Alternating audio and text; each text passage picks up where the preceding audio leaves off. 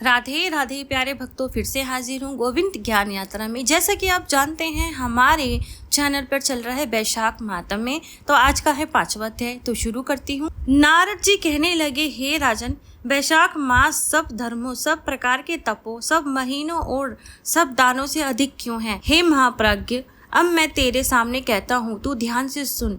जब सब युगों का अंत होता है तब सब देवताओं के राजा शेषी शाही विष्णु भगवान संपूर्ण लोक और जीवों को अपने उदर में समेट कर प्रलय के समुद्र में शयन करते हैं और योग माया के प्रताप से अनेक होकर भी एकता को प्राप्त होते हैं। यह एक दिव्य निमेष व्यतीत होने पर वेद प्रार्थना करके भगवान को जगाते हैं। भगवान अपने उदर में स्थित जीवों की रक्षा करते हुए उन जीवों को अपने अपने कर्मों का फल देने के लिए सृष्टि के रचने का मन में विचार करते हैं। तब विष्णु भगवान की नाभि से त्रिलोकी का आधार स्वरूप स्वर्णमय कमल उत्पन्न होता है। उसी कमल में से विराट पुरुष रूपी ब्रह्मा उत्पन्न होते हैं। फिर भगवान ने उस विराट पुरुष में 14 भुवन उत्पन्न किए, जिनके भिन्न भिन्न कर्म और आश्रय हैं। ऐसे अनेक समूह रचे। फिर सत रज तम 3 गुण प्रकृति मर्यादा और भुवनों के स्वामी रचे। तत्पश्चात वर्णाश्रम के विभाग कर धर्म की कल्पना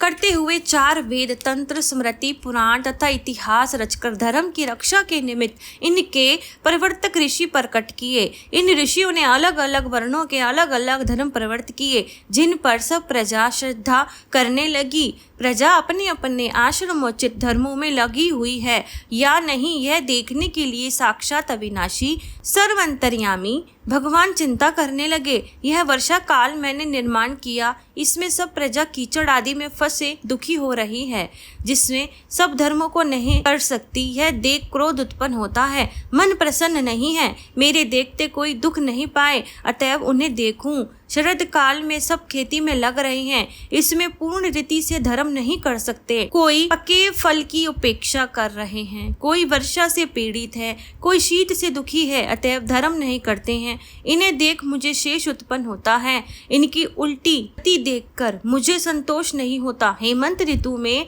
सर्दी के मारे कोई प्रातः काल नहीं उठता, सूर्योदय से पहले न उठते देख मुझे क्रोध उत्पन्न होता है।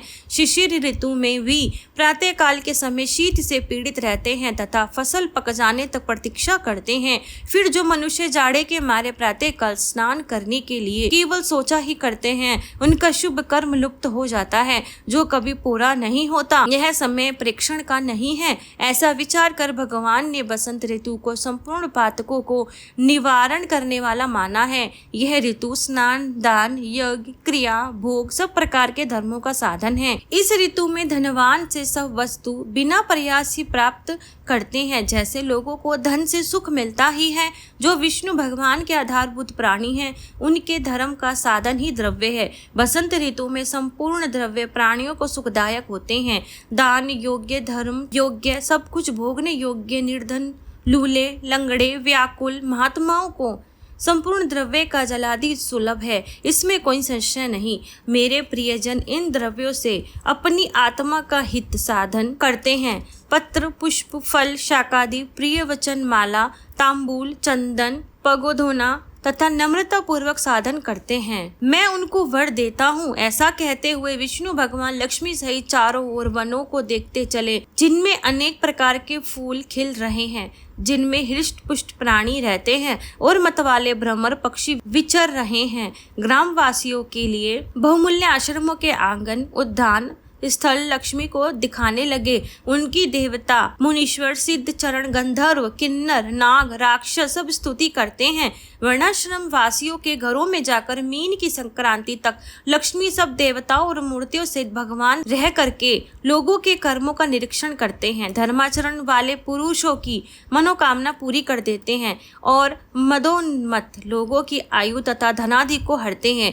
जो वैशाख में भगवान की पूजा करते हैं, उनके चल मूर्ति रूप साधु महात्माओं की सेवा करते हैं तथा अन्य महीनों में नहीं करते हैं, उनके अपराध को भगवान क्षमा कर देते हैं। जैसे उनके देश में आए हुए राजा को देख उस देश के निवासी मनुष्य बहुमूल्य भेंट पूजा लेकर राजा की पूजा करते हैं तथा तब राजा पूजा के आकार आदि द्वारा यह जान लेता है कि किसकी सेवा पूरी है, किसकी थोड़ी है। उचित पूजा होने पर प्रसन्न होकर निश्चय ही उसे मनवांछित फल देते हैं। जिनकी पूजा सेवा ठीक नहीं उन्हें दंड देता है। ऐसे ही विष्णु भगवान वैशाख मास में जो अच्छी रीति से पूजा करते हैं उनके मनवांछित फल देते हैं, जो नहीं करते हैं उनके धन आदि को हर लेते हैं। धर्म के रक्षक देव संसार धर्म विष्णु भगवान इस मास में प्राणी की परीक्षा करते हैं, इसलिए ये महीना सबसे उत्तम है। तो प्यारे भक्तों, मैं विदा लेती हूँ, मिलती हूँ अगले अध्याय में। तब तक के लिए राधे राधे।